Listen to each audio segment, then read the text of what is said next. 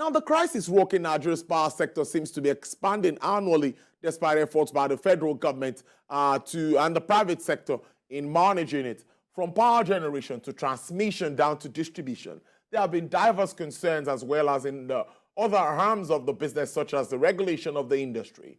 These concerns have continued to elicit doubts about the availability or viability of the privatization of the Nigeria's power sector.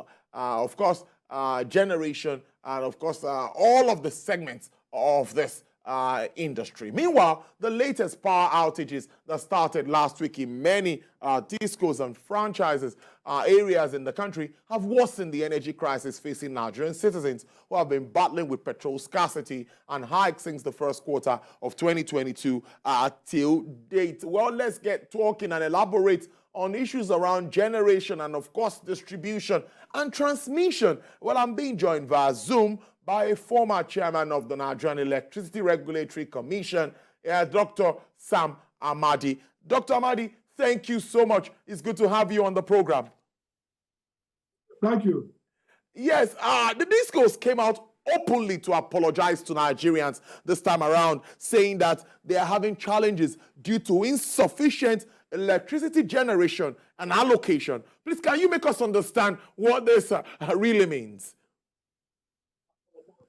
Well, it's good that they apologize, but essentially they ought to know that Nigerians would prefer better service. But what it is always the same problem. It's a case of they will claim they have not enough power to sell, and oftentimes they don't have enough power because they don't have good enough network to receive more power. It is true that there's a value chain constraint. Gas supply is not as expected. Generators are not generating as much as they have capacity for, at least nameplate capacity. And then the distributions themselves, they have problem with network, they have problem with ability to pick the loads and safely and efficiently supply to their customer. So basically, the apology is an acknowledgement that the service level probably doesn't even match the tariff level at this point. Oftentimes we talk more about tariffs not being market efficient, customers not paying what they ought to pay. But oftentimes, service delivery is even lower than tariff that customers pay. And so they're right to say, we are sorry. But more than we are sorry, the question is, what a time frame for them to improve, to even efficiently serve and distribute and supply the available generation. And what time frame for them to be able to be paying, although we've seen some improvement in remittances, but not enough. So if they remit almost all that they take, then they will incentivize the gas supply segment. And of course, generation will likely improve because more gas to come to the power plants, and the plant owners will have more confidence to generate more, improve the network, recover lost capacity, and then power supply will be better. So the knock-on effect of DISCO's own inefficiency and failure is systemic. It's a good way to start, but it now takes me to infrastructure issues, which I think the investors and the federal government, I think there was an agreement in the privatization process, and there's some monies that should be pumped into sustaining, improving this infrastructure that we all know has been abandoned for a long time by previous administrations, even before now. But that's not really my question. But what I'm saying is that, okay, let's take a break. Let's take a break and we'll continue this discussion. All right, thank you for staying with us. So Dr. Sam Amadi is still with me. I was talking about investment from the private sector that are supposed to, they have a role to play in all of this. Are they doing as much as expected?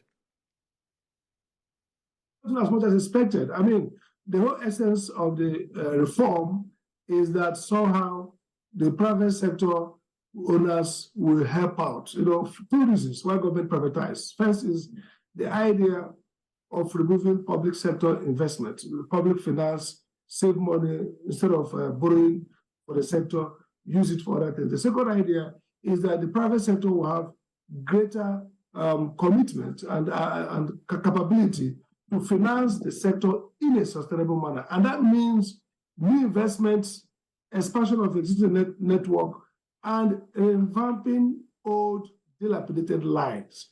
And so if you look at NEC report, the commitments in terms of putting in transformers and other equipment in does not line up with the actual delivery.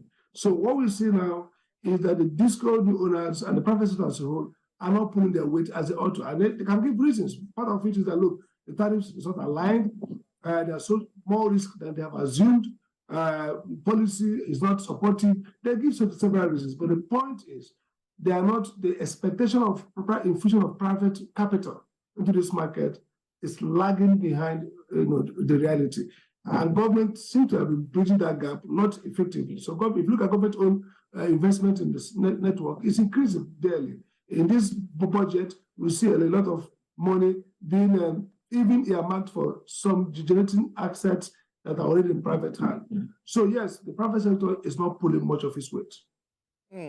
Then this blame game is something that Nigerians too won't want to hear sometimes. There's been this argument that everyone needs to sit round a table in the entire industry, identify the issues, and start to profile solutions. Today, we hear the transmission guy saying, we have enough to transmit. The discos are rejecting. Tomorrow, the discos are saying, no, we're not getting enough. That's why we're not able to supply enough. The Genco guys are coming. We are not being paid for gas. So a lot of complaints from all of the value chain in the electricity industry. What do you think about this?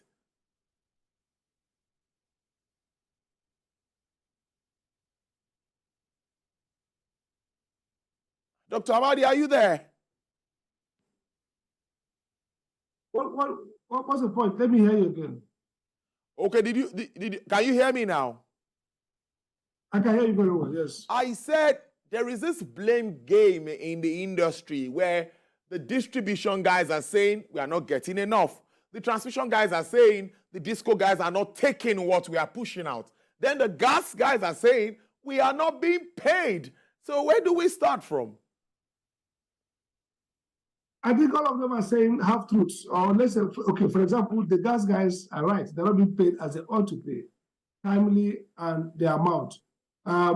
Transmission can claim we have 7,000 megawatts willing capacity or 6,000 or thereabout. But the problem is not the general willing capacity. It's also the ability to wield power in a particular place. So if, for example, you have a general willing capacity of 7,000 megawatts, but we have only 4,000, and there's a particular 300 megawatts somewhere where you don't have the capacity to wield that power.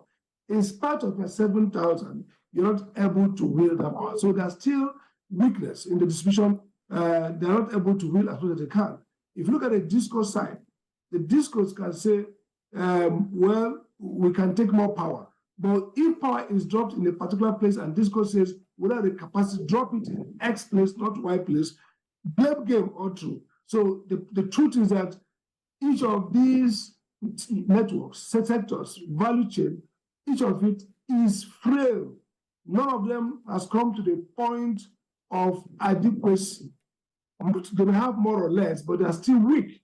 And that weakness is what is threatening the network. That's causing the system collapse that are regular these days, and of course, the inefficiencies that are growing. So the truth is, all of them lack the capacity to engineer and drive transformation. Now, can we talk about new developments now? Because many countries are already looking away from just hydro and all that we do in this part of the world. Are we thinking, or are we yet to get to that point where we start to think around wind energy, solar? I think a little bit of solar is being used in some places. But I'm now talking about looking away from this grid. Do we have that capacity?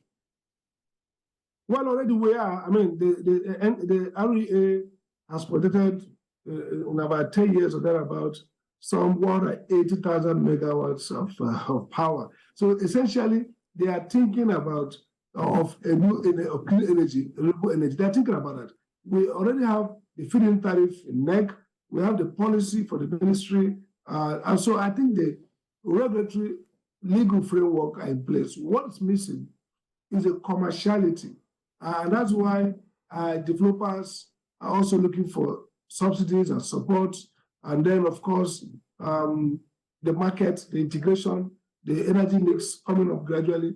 And maybe we need to adapt our transmission system and methodology to accommodate modular energy that are going to come to the grid. So essentially, we're not far from there. But look, the speed in which you ramp up renewable energy, it's determined by both the commercial agility of the private sector who may go in and the regulatory framework which we are putting in place, and above all, the level of financialization in terms of either subsidy or funding available for long-term development of renewable energy. Bear in mind that the cost is still significantly higher than conventional energy. Bear in mind that it's not yet, the technology for load base is still very low. So you need to kind of subsidize, incentivize, and hold the hand of developers to ramp up. Maybe in the next 4 or 5 years, we might see the first tranche of renewable energy in the national grid. For now, it's serving as standalone complement to the grid. Almost finally, I'm also thinking that what about subnationals? I know I don't think we have any law backing that, but do you think some states can single-handedly power their states, energize their states, and maybe get off the grid? Are we not supposed to be looking around that route? A country of more than 200 million people, we shouldn't be limited to just the grid. Well, of course, it's not limited. Last week we heard that NEC has licensed Akwa Ibom to run its own distribution network.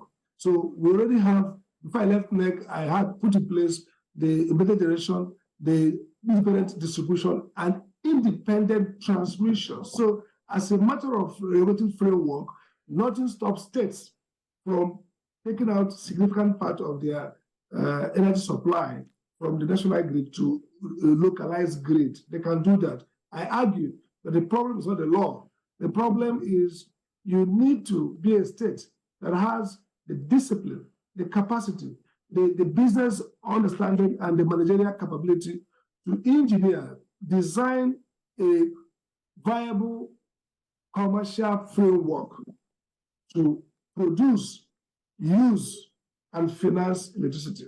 That's the problem. It's not about the law. The regulatory framework exists. The law exists to enable states to almost run independent grid if they so desire. Nothing stops you from having your own, serve yourself. What you may not do at this point is to serve existing customers of existing distribution company. Even at that, you can also have arrangement with the disco in your state to supply power to them and dedicate it to particular customer group that you want. So the system allows states to play big time in the network. So wrapping up now, I think with the existing structure, truth be told, we might still stay within this 4,000 megawatts, 3,000, hovering between that range, considering the present structure. Well, it's all about the determination, the quality of project management, the attention to details, and the consistency. We're not bound to be here. We can do far better than we are doing. We need to be more efficient. We need to depoliticize electricity, get the right guys in, put the right commitment, the right financing, and structure the right partnership with private sector that will drive this. We saw Egypt do 10,000 in less than 5 years, do a much more viable partnership with Siemens. So we need to rethink both the policy and the project management strategies in the sector. Dr. Sam Amadi, it's always interesting talking to you. Thank you so much for making us understand this topic of discourse. He is a former chairman of the Nigerian Electricity Regulatory Commission. Do enjoy the rest of your day, sir. Thank you.